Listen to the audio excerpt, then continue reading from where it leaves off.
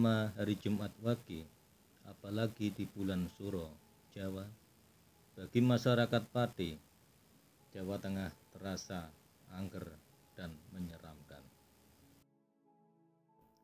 Ditambah suasana hikmat para masyarakat Pati ketika mereka mengadakan barian bersama-sama di perempatan maupun di persimpangan jalan. Iya, seandainya kita jalan-jalan habis waktu maghrib, pasti kita melihat fenomena itu. Apalagi di malam Jumat Wage di bulan Suro, Jawa, pastinya kita akan melihat pemandangan dengan suasana meriah tapi aroma mistis terasa kental dapat dirasakan. Tua, muda, serta anak-anak membawa ambengan atau takir. Iya, takir adalah daun pisang yang dipincuk atau dibuat seperti wadah yang dalamnya diisi dengan nasi, urap atau lauk, serta telur sebagai pelengkap. Setelah selesai didoakan, mereka makan bersama-sama, saling tukar takir satu dengan yang lain yang dibawa dari rumah.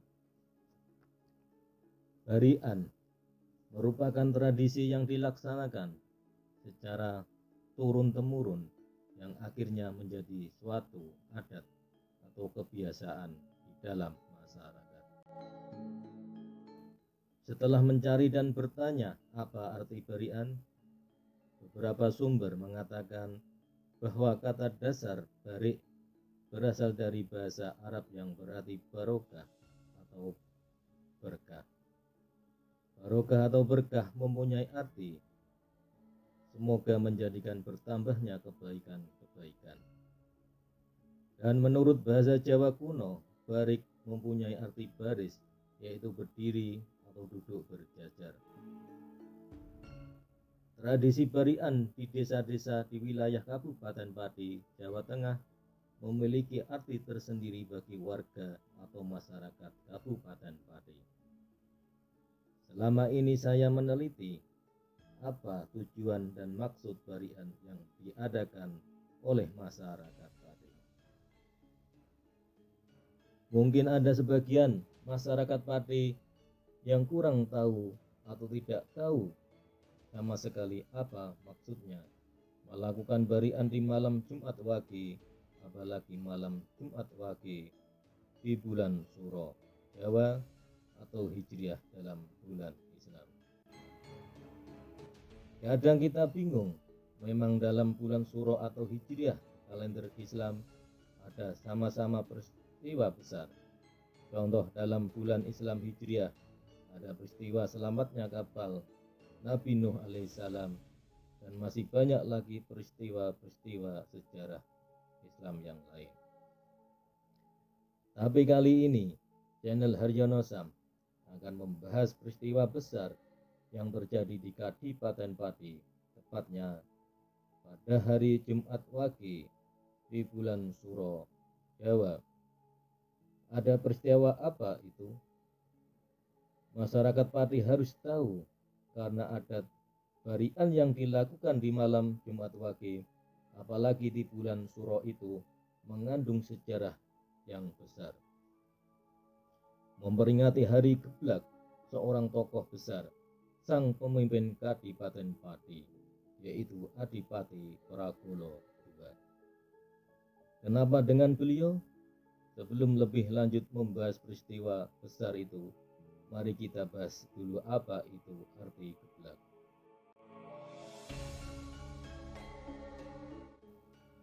Arti geblak orang meninggal, tradisi Dino Geblak atau Hari Geblak, menurut kepercayaan masyarakat Jawa, tantangan beraktivitas. Jadi yang dimaksud Hari Geblak ialah hari pasnya meninggal seseorang, orang tua dan kerabat. Tujuannya tidak beraktivitas.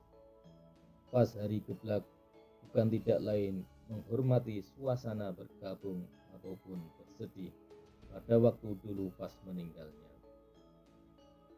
Ya, Inilah ada hubungan antara adat barian di malam Jumat Wage, apalagi malam Jumat Wage bulan Suro, dengan peristiwa meninggalnya sang Adipati-pati Prabowo II. Dengan kata lain, hari Jumat Wage di bulan Suro, hari geblaknya beliau Adipati Prabowo II. Bagaimana kronologi dan sejarah beliau sang Adipati Prabowo II? Kok bisa tahu kalau gugur beliau pas hari Jumat Wage bulan Suro? Dari rasa penasaran, saya mencoba meneliti tentang adat barian malam Jumat Wage di bulan Suro, Jawa.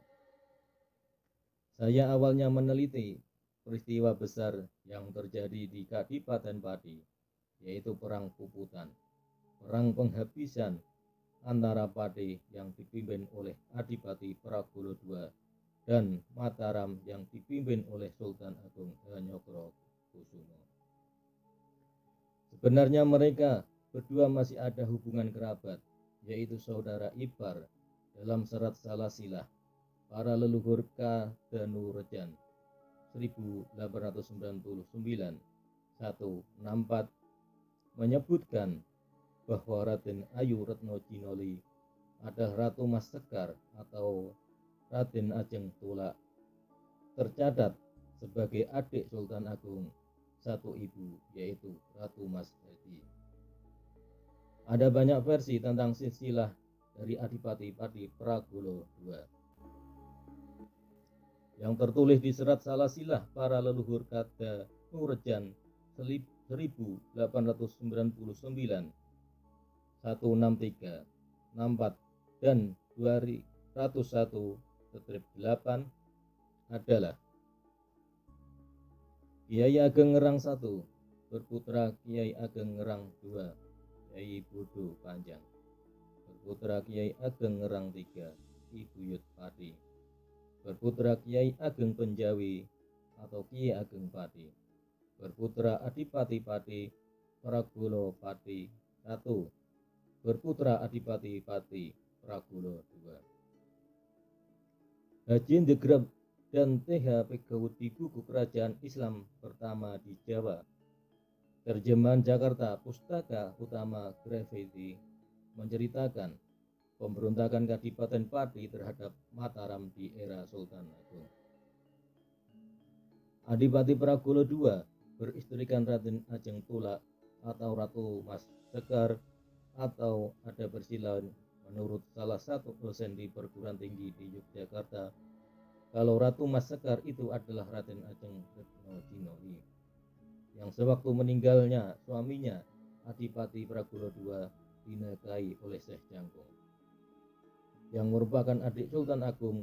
Maka Adipati Prabowo II adalah adik ipar Sultan Agung. Pada masa kepemimpinannya, sang Adipati meneruskan kebijaksanaan ayahnya yang menyatakan bahwa Pati dan Mataram sederajat. Ia tidak mau mengikuti Pisowanan Agung yang diwajibkan bagi bawahan Mataram.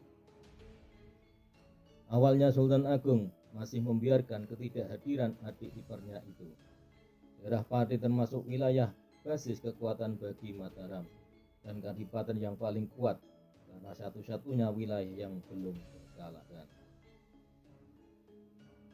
Akhir dari hubungan Mataram Pati adalah dengan meletusnya Perang Pati.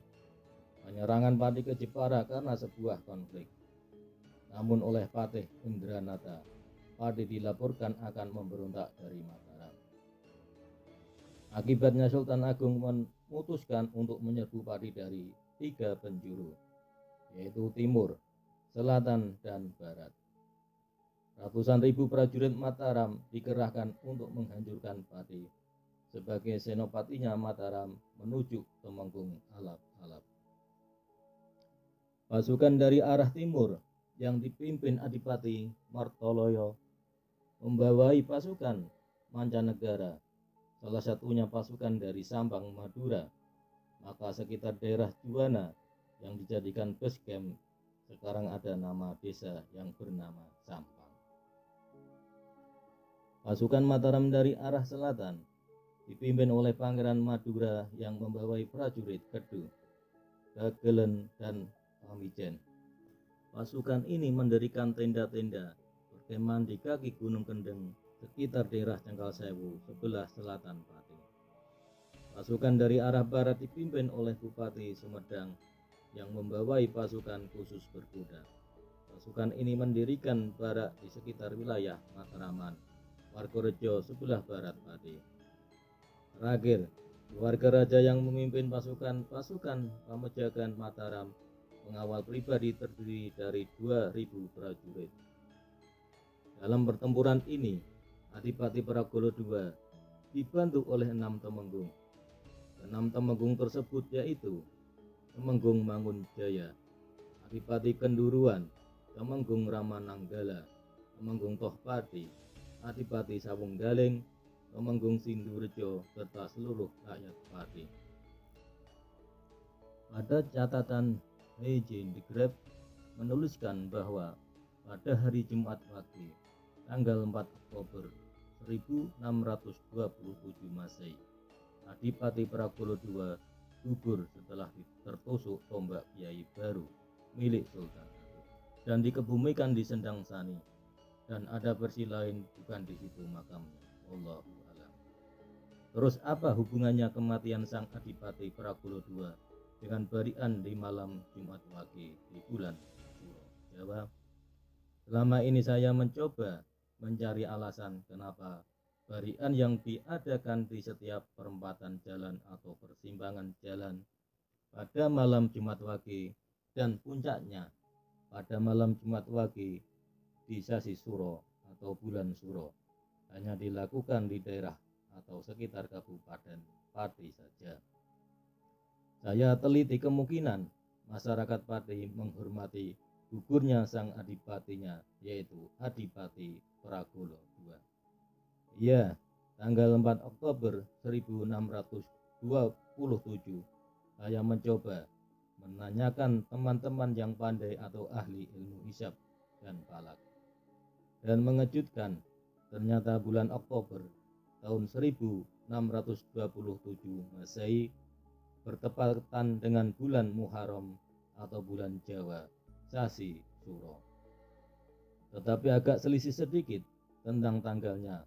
Kalau bertepatan dengan hari Jumat Wage, bulan Suro tahun 1627 itu jatuh tanggal 1 Oktober 1627. Jadi dari hasil penelitian dan kajian saya menyimpulkan kalau gugurnya sang Adipati Pati Pragolo II itu jatuh pada hari 1 Oktober 1627 yang bertepatan dengan hari Jumat Wage sasi Suro atau 1037 Hijriah.